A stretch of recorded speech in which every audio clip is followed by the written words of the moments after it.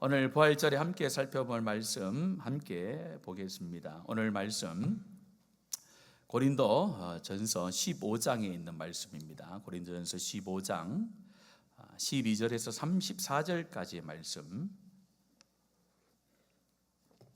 한 절씩 교독하며 보겠습니다. 고린도전서 15장 12절에서 34절 말씀 읽겠습니다. 12절 말씀 제가 먼저 읽습니다.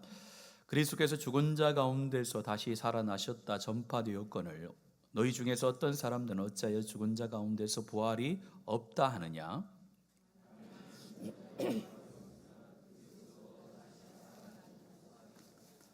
그리스도께서 만일 다시 살아나지 못하셨으면 우리가 전파하는 것도 헛것이요 또 너희 믿음도 헛것이며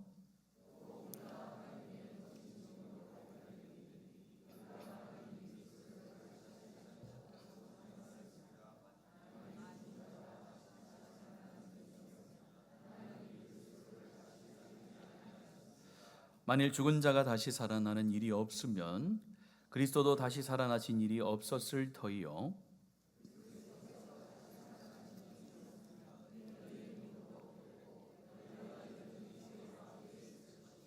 또한 그리스도 안에서 잠자는 자도 망하였으리니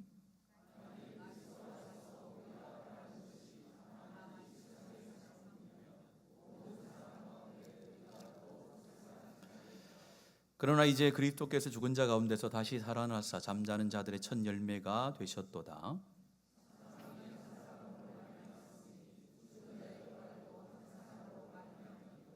아담 안에서 모든 사람이 죽은 것 같이 그리스도 안에서 모든 사람이 삶을 얻으리라.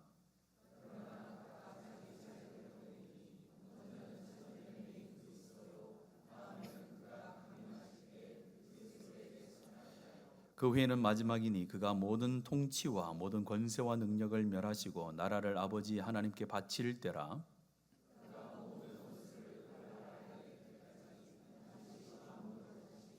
맨 나중에 멸망받을 원수는 사망이니라.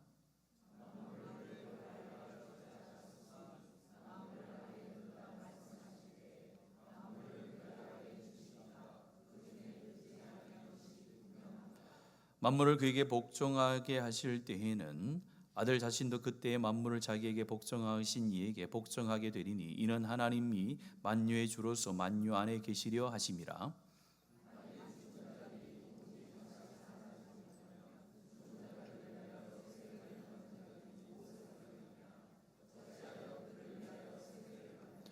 또 어찌하여 우리가 언제나 위험을 무릅쓰리요?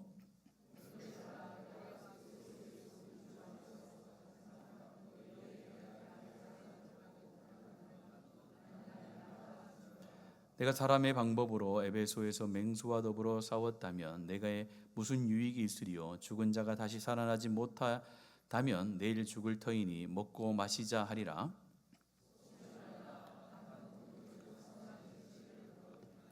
같이 읽습니다.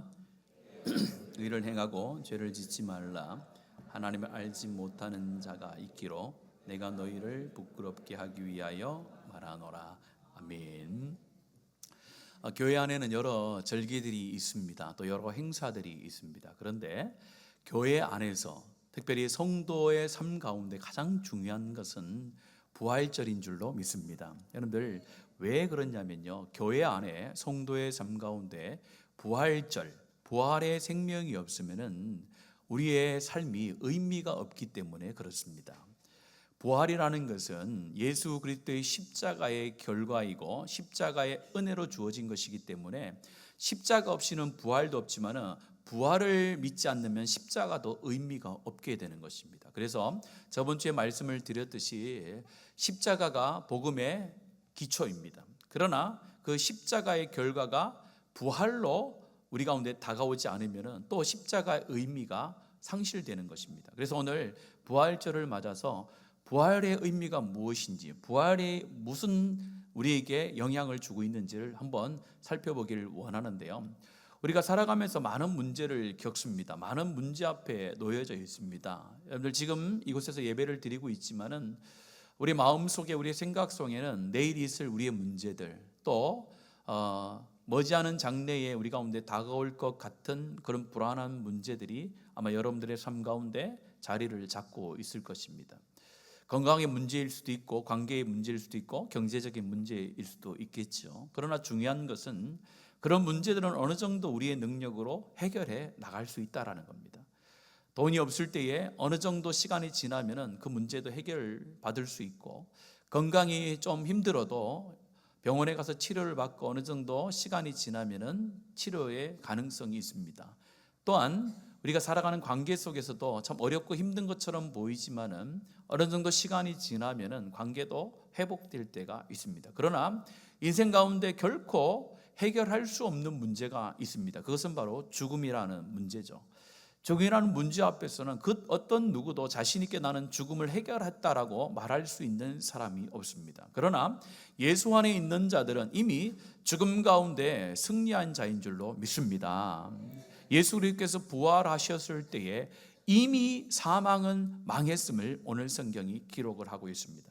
예수 부활과 함께 우리 가운데 있었던 영원한 죽음이라는, 죄의 결과의 영원한 죽음이라는 것이 이미 패배를 당하고 우리는 하나님 안에서 영원한 생명으로 승리자로 우리 예수 그리스도께서 우리를 세워주신 줄로 믿습니다. 그것을 믿고 살아가는 사람들이 부활의 신앙을 가지고 살아가는 사람들입니다. 우리가 하루하루를 살아갈 때에 그저 일상적인 삶을 살아갈 때가 있습니다. 그러나 그 일상적인 삶이 믿지 않는 자들, 예수를 아는 자, 모르는 자들과 예수를 믿는 자들은 분명한 차이가 있습니다. 그 차이는 무엇입니까?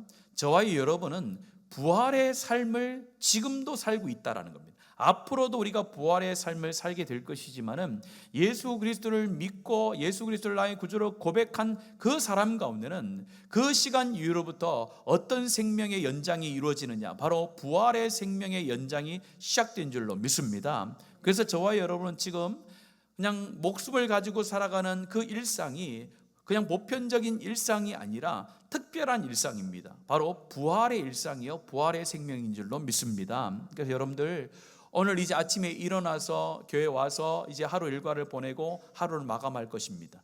하루를 마감할 때는 여러분 내 인생이 여기서 끝났구나라는 생각으로 인생을 마감하는 겁니다. 내일도 있을 거야, 내일 모레도 있을 거야, 나의 미래는 항상 있을 거야, 그렇게 생각하고 살아가는 것이 아니라 부활의 믿음을 가지고 있는 자는 오늘 하루의 삶이 끝날 때 내 생명이 여기서 끝날 수도 있겠다라는 마음을 가지고 하루를 정리하고 내 인생을 마감하는 것처럼 잠에 드는 것입니다. 모든 것을 하나님 앞에 맡기는 것이죠. 그리고 나에게 아침에 일어났을 때 생명이 주어지면 어떤 생명이? 그것이 부활의 생명인 거예요. 그냥 하나님께서 잠에서 나를 깨워주신 것이 아니라 부활의 생명으로 나를 깨우셔서 부활의 생명으로 내 인생을 하나님께서 살아가시도록 기회를 주신 하루인 줄로 믿습니다. 그 믿음을 가지고 살아가는 사람이 부활의 생명이에요. 우리가 부활의 생명이라고 할 때 너무 멀게 생각한다는 거예요. 부활의 생명이 이 땅에서는 부활의 생명이 없고 내가 죽음 이후에 아니면은 그리스도께서 재림하신 이후에 나에게 부활의 생명이 주어지는 것처럼 우리가 그렇게 오해할 때가 있는데 그렇지 않다라는 거예요. 예수 그리스도의 죽으심을 믿을 때에, 예수 그리스도의 부활하심을 믿을 때에, 나도 그렇게 부활함을 내가 신뢰하고 믿을 때에 그 시로부터 나에겐 부활의 생명이 있는 줄로 믿습니다. 그러니까 저와 여러분은 지금 부활할 것이 아니라 이미 부활의 생명을 누리고 있는 하나님의 백성인 줄로 믿습니다. 그 믿음을 가지시고 오늘 이 고린도전서 15장에는 부활의 의미를 가장 상세하게 설명해 놓은 성경 본문이라고 볼 수가 있습니다. 그 말은 무엇입니까? 바울 사도가 고린도 전서를 기록한 이유가 여러 개 있겠지만은 그 중에서도 고린도전서 13장을 기록한 것은 무엇입니까? 고린도 교회 안에, 또 보편적인 교회 안에 이 사랑이라는 것이 굉장히 중요하고, 그 당시에 고린도 교회 가운데 많은 능력과 은사와 역사가 있었지만은 사랑이 없음을 통하여서 사랑이 중요하다는 것을 가르쳐 주기 위하여 고린도전서 13장을 썼다라고 볼 수가 있겠죠.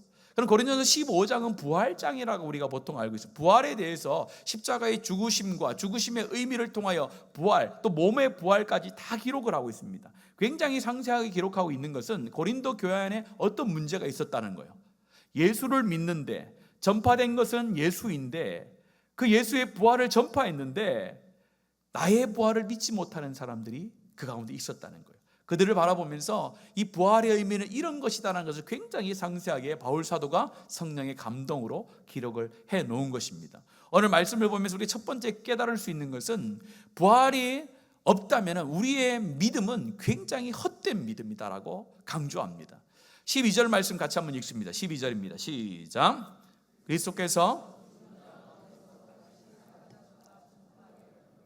너희 중에서 어떤 이들은 어찌하여 죽은 자 가운데서 부활이 없다 하느냐. 오늘 그게 문제라는 거예요.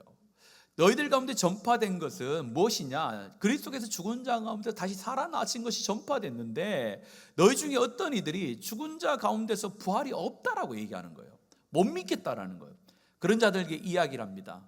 그러면서 굉장히 논증적이고 합리적인 방법으로 바울 사도가 기록을 하고 있는데요. 14절부터 19절의 말씀에 보면, 특별히 14절과 17절에 보면은 헛되다라는 표현을 쓰고 있습니다. 다시 무엇입니까? 예수를 믿는데 부활을 믿지 않는 것은 헛된 신앙이라고 그렇게 말하는 거예요. 헛되다라는 건 속이 텅 비어 있다, 실체가 없다, 실제 내용이 없고 효력이 없다라는 거예요.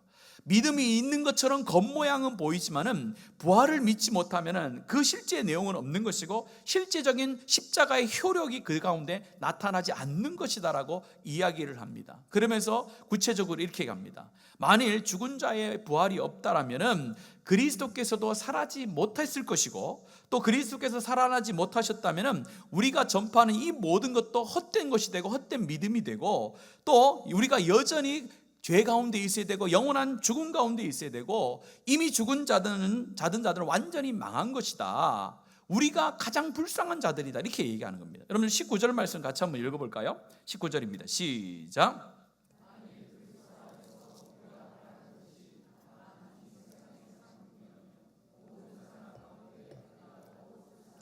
그렇죠. 만일이라는 표현을 씁니다. 진짜가 아니라 만일.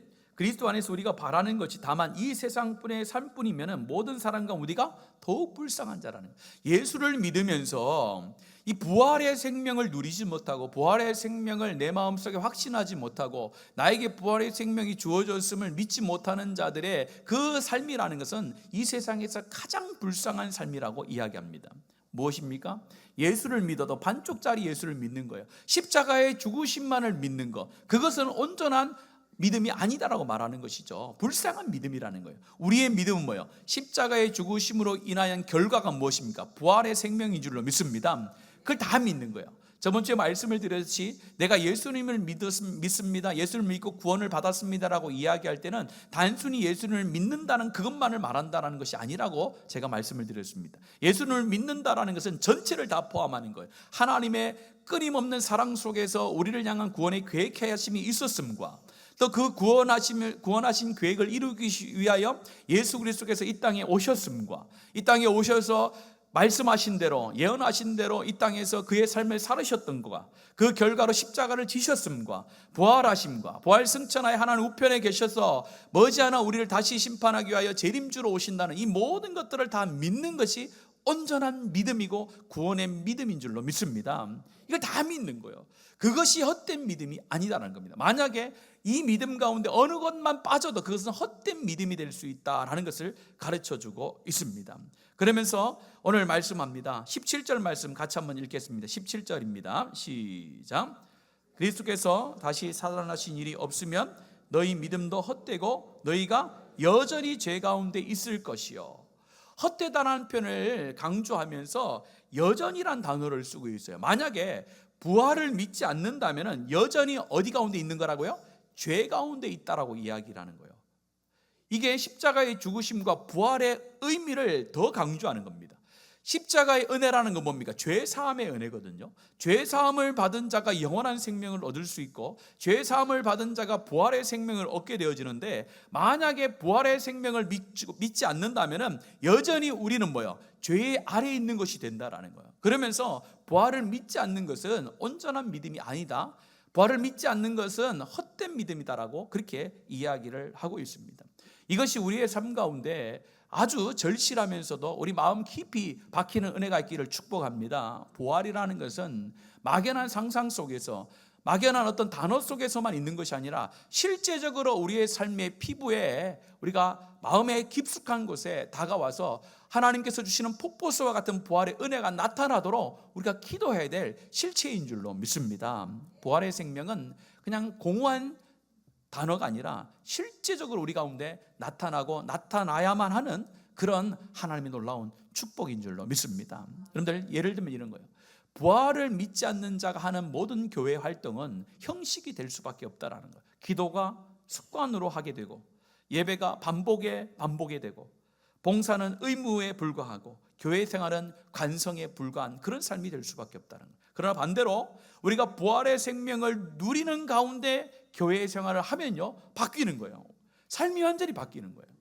예배는 살아계신 하나님 앞에서는 시간이 되는, 고귀한 시간이 되는 거예요. 똑같이 자리에 앉아 있어도 부활의 생명을 누리며 앉아 있는 자는 그 예배의 시간이 살아계신 하나님 앞에 드려지는 고귀한 시간으로 자기가 하나님 앞에 드리는 자가 되는 것이고, 기도는 지금도 들으시는 주님 앞에 간절히 아내는 자신의 소원과 아뢰미 될 수가 있다는 것이고, 말씀은 과거의 기록이 아니라 현재도 말씀하시는 계시의 음성으로 듣게 되어지는 역사가 나타나는 것이고, 교회는 단순히 종교단체가 아니라 부활의 공동체로 여기고 섬기는 일이 벌어진다는 겁니다. 저와 여러분이 부활의 생명을 가진 자로서 교회를 섬겨 나가는 축복의 성도들 되어지기를 예수님의 이름으로 간절히 축복합니다. 그냥 의무적으로 섬기는 게 아니에요. 우리는 이미 받은 부활의 생명으로 하나님의 교회를 섬기는 하나님의 사람들인 줄로 믿습니다. 그리고 또한 여러분의 삶 가운데 펼쳐지는 모든 일상도 그저 생명이 주어져서 살아가는 것이 아니라 하나님께서 여전히 우리를 지키시는 부활의 생명으로 살아가는 일상이구나, 그 믿음을 가지고 하루하루를 살아갈 때에 하나님의 놀라운 역사가 그 부활의 믿음을 통하여 증거함으로 우리 가운데 나타나게 될 줄로 확신합니다. 두 번째는요, 예수님의 부활은 우리의 부활의 첫 시작을 확증하는 게 되는 거예요. 오늘 말씀에 보면은 이렇게 기록하고 있습니다. 여러분들 말씀 20절 말씀 같이 한번 읽겠습니다. 20절입니다. 시작. 이제 그리스도께서 죽은 자 가운데서 다시 살아나사 잠자는 자들의 첫 열매가 되셨도다. 이제 강조하는 거예요.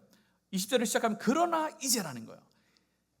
과거에 있었던, 지금 믿지 못하는 그런 사람들을 딱 이제 뒤로 돌리고 이제는 이라고 얘기하는 거예요. 그러나 이제는 어떻게 됩니까? 그 뒤에 말씀이 굉장히 중요한 거예요. 예수 그리스도께서 부활하신 것은, 살아나신 것은 잠자는 자들이 뭐가 됐다고요? 첫 열매가 되어졌다라고 그렇게 얘기합니다. 여기서 성경에서 첫 열매라는 것은 굉장히 중요합니다. 첫 열매라는 것은 성경에서 어떤 의미로 쓰이자면요, 하나님께 드려지는 첫 예물이라는 뜻을 가지고 있어요. 제사와 관련이 있는 거예요. 그리고 추수로의 관련이 돼요. 그래서 이스라엘 백성들이 첫 열매를 거둔 뒤에 항상 하는 것이 있는데, 그것은 첫 열매 드린 것을 구별하여 하나님 앞에 제사를 드리는 거예요. 제사를 드릴 때는 첫 것을 얻었으니까 단순히 한 번의 어떤 행사로, 한 번의 예배로 드린다, 그런 것이 아니라 이 첫 것을 하나님 앞에 드린다라는 것은 굉장한 믿음의 고백이에요. 어떤 믿음의 고백입니까? 바로 이 첫 열매가 앞으로 나타날 모든 열매의 첫 시작이라는 것과 앞으로 모든 열매들이 동일하게 열릴 것에 대한 보증을 믿음으로 고백하는 것이 첫 것을 하나님 앞에 드리는 것이거든요.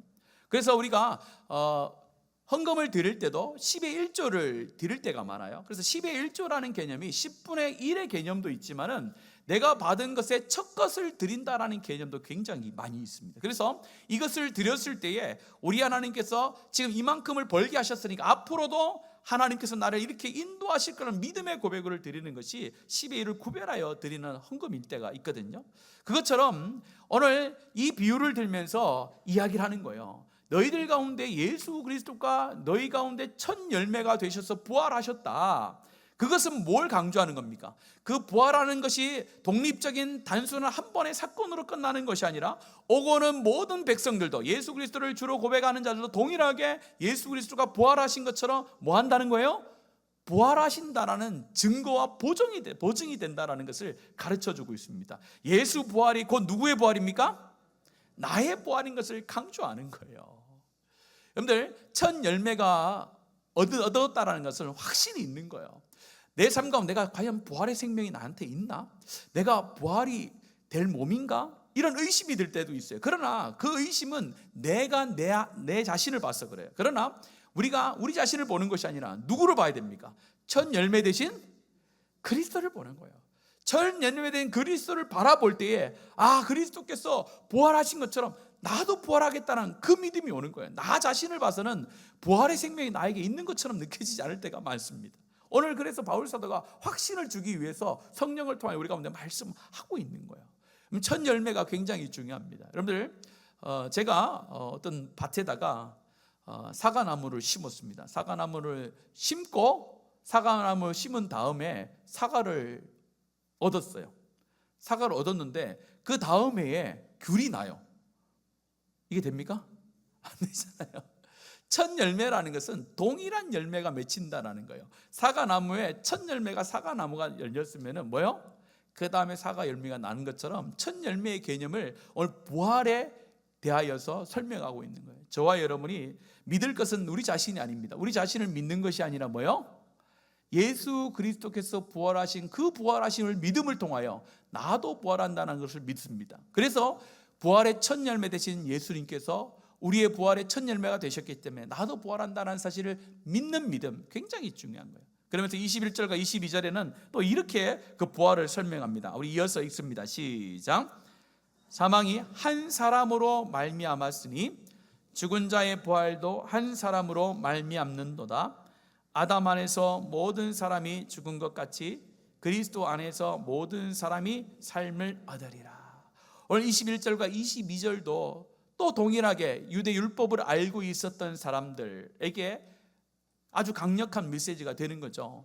한 사람으로 말미암아, 누구입니까? 첫 번째 아담으로 말미암아 죽은 자가 들어왔다는 거예요. 죽음이 들어왔다는 거예요. 아담의 죄로 인하여 죽음이 들어왔는데 또 부활도 마찬가지예요. 한 사람의 부활로 인하여서 부활의 생명이 우리 가운데 다가왔다라는 겁니다. 첫째 아담은 죄에 대하여 실패하여 영원한 죽음 가운데 거할 수밖에 없었지만은 두 번째 아담이신 예수께서 우리 가운데 오심을 통하여 구원을 온전히 이룸을 통하여서 죄와 사망의 법을 다 폐하시고 성령과 생명의 법으로 우리를 인도하셔서 우리 가운데 생명을 주셨다는 거예요. 한 사람부터 사망이 왔듯이 한 사람으로부터 뭐가 왔다는 겁니까? 생명이 온 줄로 너희들이 알아라라고 말씀합니다. 이처럼 우리의 영원한 부활의 생명은 예수 그리스도를 통하여서 죄와 사망을 이기신 그 예수 그리스도의 놀라운 능력으로 우리가 부활의 생명을 얻은 줄로 믿습니다. 그래서 이제는 우리의 신분이 바뀐 거예요. 우리의 신분이 이제는 아담에 속하여 있었어요. 아담에 속하여 있어서 누구의 통치 아래에 있었습니까? 죄와 사망의 법인 악한 존재 아래, 악한 영향권 아래 우리가 들어가 있었지만은 이제 예수님을 믿으면 부활의 생명을 가진 자는 그 죄와 사망의 법이 아니라 뭐요? 생명과 성령의 법 안에 우리가 거하는 줄로 믿습니다.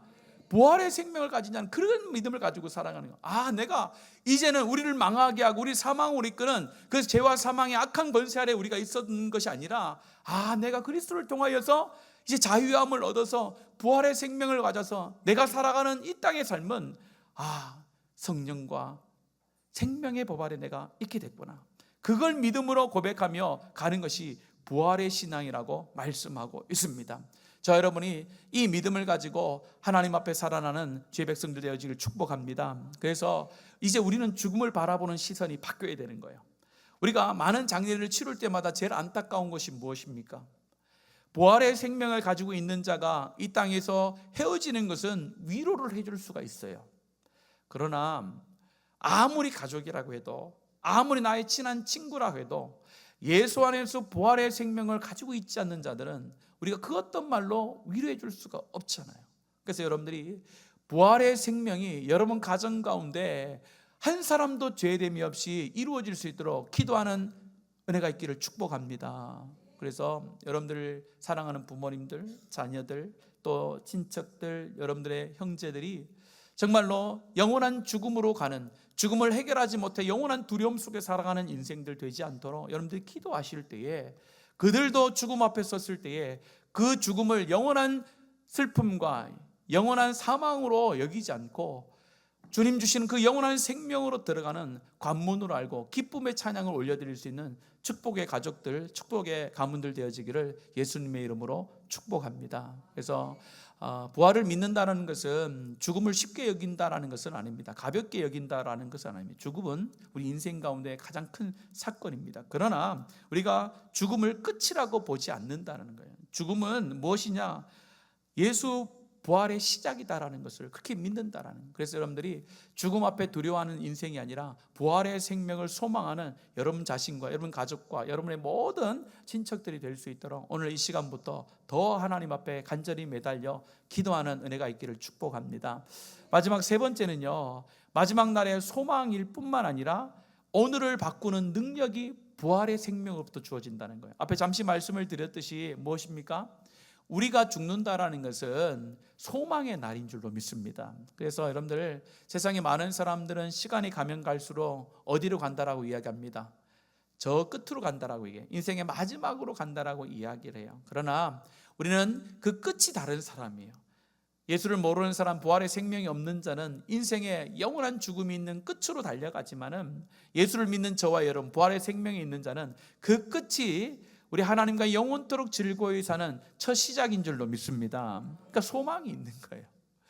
예수님만 만약에 부활하시는 능력이 있었다라면은, 예수님만 혼자 부활했다라고 하면은 아, 예수님 대단하다 대단하다 이렇게만 이야기할 수 있지만은 우리 가운데는 절망이잖아요. 그러나 예수님께서는 우리 가운데 큰 소망을 주셨어요. 왜요?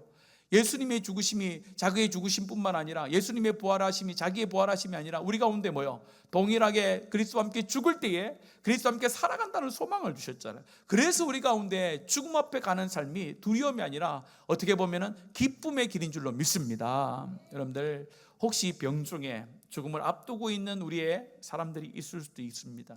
연로하셔서 이제 나의 죽음이 얼마 남지 않아서 난 어떻게 살까, 이렇게 혹시 걱정하시는 분도 있을 것입니다. 오늘 이 말씀을 통해서 이 죽음이라는 것, 죽음이 끝이 아니라 하나님과 영원토록 즐거이 사는 뭐요? 첫 번째 관문이요, 하나님 앞에 나가는 귀한 길이라는 것을 우리가 알고 소망 가운데 살아가는 저희들 되기를 축복합니다. 그렇다고 해서 여러분들 오늘 성경에 보시면요, 마음대로 살라라고 말씀하지 않아요. 좀 부담스러운 이야기를 하세요. 여러분들 57절 58절 말씀 마지막으로 함께 읽겠습니다. 시작. 우리 주 예수 그리스도로 말미암아 우리에게 승리를 주시는 하나님께 감사하노니 그러므로 내 사랑하는 형제들아, 견실하며 흔들리지 말고 항상 주의 일에 더욱 힘쓰는 자들이 되라. 이는 너희 수고가 주 안에서 헛되지 않은 줄 알미라. 저와 여러분 그리스도로 말미암아 영원한 승리를 얻은 승리자인 줄로 믿습니다. 부활은 승리예요. 악한 사단은 예수 그리스도께서 십자가에 죽으실 때 자기의 승리를 확신했지만은 부활을 통하여 그들은 망하였고 우리는 살아나 하나님의 백성이 됐다라는 것을 말씀합니다. 그러면서 마지막으로 그러므로 나가면서 안 하는 거예요. 세 가지를 당부하고 있어요. 구원받은 백성은 마음대로 살아가는 것이 아니라 세 가지의 삶이 필요한 거예요. 견실하며 뭐요? 흔들리지 말고 주의 일에 더욱 힘쓰는 자들이 되라. 구원 얻고 부활의 생명을 얻기 위해서 우리가 견실하며 흔들리지 말고 주의 일에 힘쓰는 자들이 되는 게 아니잖아요. 우리는 이미 뭐요? 그리스도로 인하여 구원함을 받고 영원한 생명을 얻었습니다. 얻은 우리 가운데 하나님께서 조금 요구하시는 거예요. 부활의 생명을 너에게 줬다.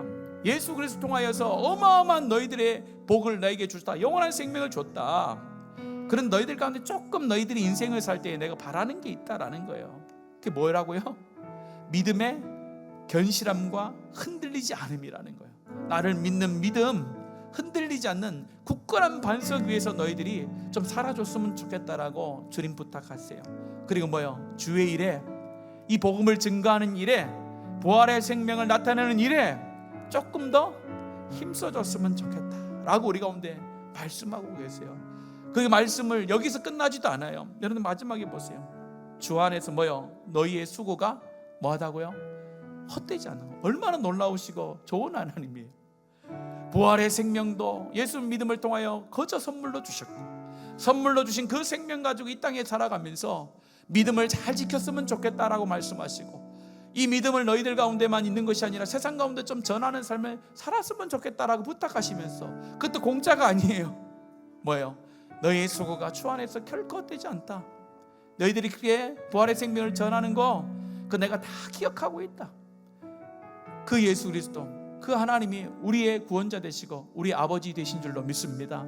여러분, 구원의 믿음, 이 믿음은요 놀라운 거예요. 부활의 믿음은 놀라운 겁니다. 여러분들, 그냥 막연하게 글자 속에 있는, 성경 안에 글자 속에 머물러 있는 그런 신학 이론이 아니라 실제 우리의 삶을 변화시키고 우리를 능력 있게 세워가는 놀라운 진리의 말씀인 줄로 믿습니다. 여러분들 내일부터, 아니 오늘 이 시간부터 하나님 선포하시기를 바랍니다. 하나님, 나는 이제 죄와 사망의 법 아래서 살아가는 존재가 아니라 성령과 생명의 법 아래서 온전한 승리를 누리는 부활의 생명자입니다. 이 생명을 내 삶 가운데 누리게 해 주시옵소서. 하나님, 병든 자도 이 부활의 생명으로 치유되는 역사가 있게 하시고, 삶의 어려움 가운데 지친 자들도 이 부활의 생명으로 회복되어지는 역사가 있게 하시고, 또한 여러 가지 세상 가운데 다가오는 많은 문제들이 부활의 생명 앞에 무릎을 꿇게 하시고, 부활의 생명으로 그것을 능히 이겨나갈 수 있는 내 삶이 될 수 있도록 하나님 성령으로 나를 이끌어 주십시오. 그렇게 기도하여 갈 때요, 내 능력, 내 자존심, 내 모든 것들이 앞서는 것이 아니라 하나님이 앞설 때에 모든 것이 하나님의 은혜 가운데 이루어지는 은혜의 삶이 펼쳐질 줄로 믿습니다. 여러분들 그걸 가지시고 선포하시길 바랍니다. 나는 부활의 생명을 가진 자다. 나는 부활의 생명을 가진 자다. 그런 믿음을 가지고 매일매일 선포하시며 살아가기를 축복합니다.